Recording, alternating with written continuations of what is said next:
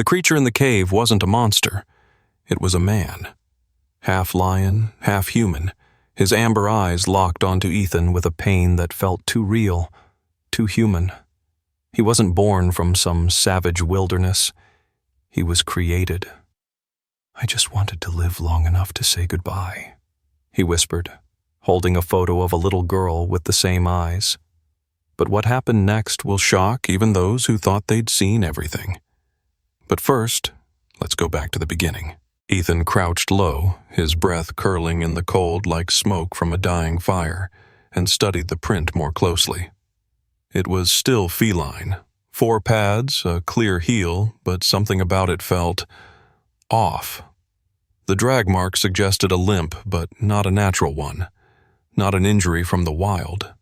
He had seen limps from traps, from gunshots, from broken limbs caught in barbed wire, but this was different.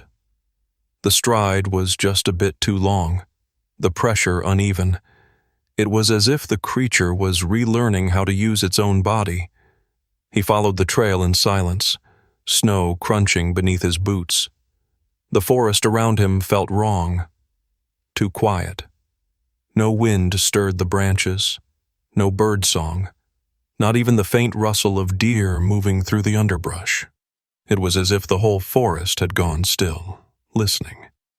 The paw prints continued for nearly half a mile, weaving through a thicket of fir trees and descending into a narrow gully. There, the snow deepened, and so did the blood. No longer drops. Now, small pools. Each one freshly soaked into the white, still warm enough to melt a thin circle around itself. Ethan's stomach tightened. Whatever he was tracking, it was hurt. Badly. And yet, it kept moving forward. He lifted his camera, instinctively snapping a shot of the bloodied snow, adjusting the ISO to capture the contrast. But his fingers were stiff. Not from cold, from something deeper. Dread. Wonder.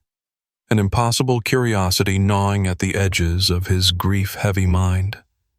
He had come to Montana to photograph beauty. But beauty, he now realized, wasn't always clean. Sometimes it bled.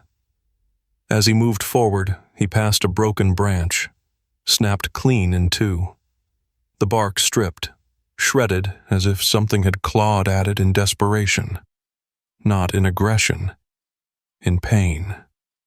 Just above it, gouged into the bark 6 feet high, were 4 long gashes, too straight to be bear claws, too deep to be human. Ethan's breath caught again. He raised the camera, then slowly lowered it. This wasn't just rare. This was impossible. Then he saw it. Just ahead, in a patch of disturbed snow, a smear of blood trailed off the main path and curved sharply left, toward a copse of gnarled pine trees. The prints turned too, but now they were uneven, hesitant, like something was staggering, or learning. Ethan swallowed hard. This wasn't a chase anymore. This was an encounter waiting to happen. Ethan froze, the wind hissing through the pines like a warning. He stared at the tag, the words etched into the metal as cold and absolute as a gravestone. Property of Project Alchemy. The tag swung gently from the creature's throat, catching slivers of weak sunlight that filtered through the thick canopy above. A chill swept down Ethan's spine, not from the cold, but from the way those words cleaved the world in two. There was the reality he had known before this moment, and the one he stood in now. The creature, no, the being, lay slumped on its side at the edge of the ravine, its breath coming in slow, shallow pulls. Blood soaked its fur, and the snow beneath it had turned a deep, arterial red. The proportions were grotesque, uncanny. The legs were pure predator, taut and muscled like a mountain lion's, but the arms, long, sinewed, jointed like a man's, told a different story. One of manipulation, of intention, of science where it didn't belong. The collar should have been absurd, a bad prop from a B-grade horror film. But it was real. The metal bore micro-etching around the edge, serial numbers, barcodes, and something Ethan recognized too well, a federal seal. He stepped closer, slowly, cautiously, heart pounding in his ears. The being flinched. Not from fear, but recognition. Its golden eyes locked with his, and for one brief, paralyzing second, Ethan felt seen. Not as a threat, not as prey, but as a witness. A low, rumbling sound escaped the creature's throat, neither growl nor moan. Something in between. Ethan couldn't move. He didn't dare raise the camera. This moment wasn't his to capture. It demanded silence. Reverence. His eyes flicked back to the trap, the rusted jaws slick with fresh blood. A trail of it led from the mangled limb to the collapsed body. The math was simple, the pain, unspeakable. But what haunted him most was the paw itself, too large to be human, too articulate to be anything else. As if something had been bent, stretched, reformed against its will, as if someone had crafted it. Project Alchemy. The name stuck in his mind like a splinter. Bioengineering, NIH, government, human interference. He whispered it to himself like a curse, like a prayer he didn't believe in. Something rustled deeper in the trees. Not wind, not wildlife. Something else. Ethan didn't turn toward the sound. He looked back at the creature, still breathing, still watching, and realized he wasn't alone in the woods. Not anymore. The wind howled across the ravine like it knew what had happened, like it carried whispers of agony embedded in the very snow. Ethan stood at the edge again, this time with fury burning behind his eyes. The blood was still wet, fainter now, smeared in uneven streaks as if the creature had risen on two legs, or tried to. But what held Ethan rooted wasn't the gore. It was the handprint on the tree.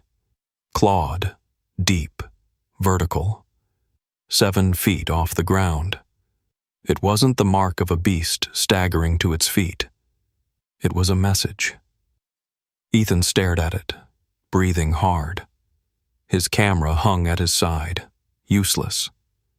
This wasn't about documentation anymore. It was about justice. About truth. And someone had tried to bury it beneath 5 years of silence and snow. Dr. Travis Langley. The name echoed like gunfire through Ethan's thoughts, once hailed as a genius, now a ghost in the system. Ethan had found scraps of old medical journals buried in dark corners of the internet, archived interviews, even a grainy photo from the 90s.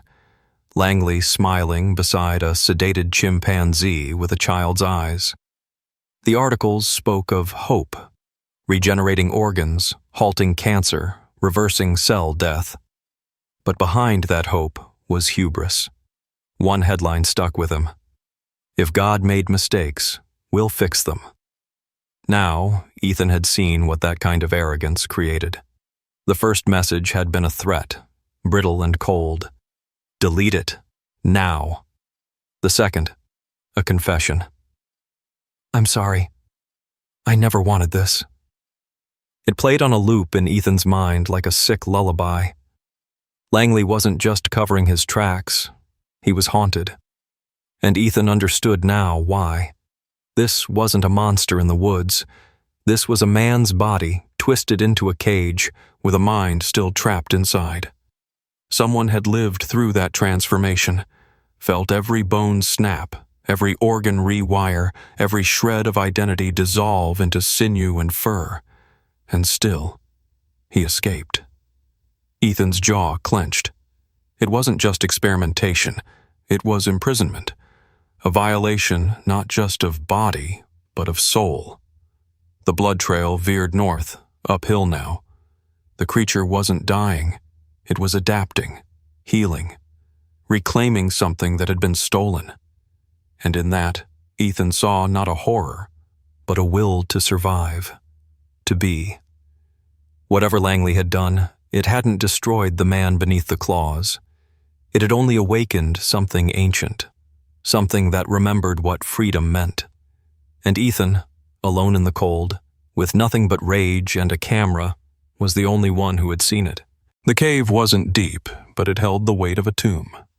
Cold air curled in the darkness like a breath held too long, and Ethan stepped inside slowly, one boot crunching softly against gravel and snowmelt. His flashlight beam cut across stone and shadow until it landed on him, on Daniel. The creature was curled in a corner like a wounded animal, but this wasn't an animal. Up close, the lion features were harrowing. Heavy jaws, thick fur, sinewed limbs bulging with unnatural strength, but the shape of grief was unmistakably human. Shoulders trembled. Fingers, still mostly human despite the claws, clutched a crumpled photograph like it was the last tether to who he once was. The flashlight flickered, catching the glint of amber eyes swollen red. Daniel didn't snarl. He didn't bare teeth. He looked at Ethan the way a drowning man might look at dry land, too far to reach. "I didn't ask for this," he said, voice graveled by whatever was done to him, but still raw with emotion. "I had stage 4 lymphoma. They said they could fix it, rebuild me, give me time." He held up the photo. A girl, maybe 10, missing a front tooth, laughing in a sunbeam. Her smile was wild and innocent, human. "She was all I wanted time for," he whispered. "Just one more year, a birthday, a graduation, a goodbye." Ethan stepped closer, knees weak, breath shaking. His camera hung heavy from his shoulder. It felt obscene now, useless. What would a picture do? Prove to the world that monsters existed, or that monsters made themselves in white coats and government labs? Daniel's eyes scanned him, searching for judgment, for horror. But all Ethan had was grief. For Daniel. For the daughter. For the unspeakable betrayal of trust, of hope, by those who promised salvation. "They lied," Daniel said. "Said it'd be temporary. Said I'd heal, and then they'd reverse it. But once I started changing, they locked me in a glass room, called me Subject 9, not even a name anymore." He looked down at the photo again. "I chewed through steel to get out." Ethan's hand hovered over the shutter. He could have captured it, immortalized the pain, the impossible anatomy, the tragedy wrapped in fur and muscle. But instead, he slowly let it fall back against his chest. "No," he said, quietly but firmly. "You're not a specimen. You're not evidence. You're a father. And I swear to you, we're not done yet." Daniel's mouth trembled. For a moment, the beast faded, and only the man remained. And for the first time in years, Ethan wasn't just chasing truth. He was standing in it.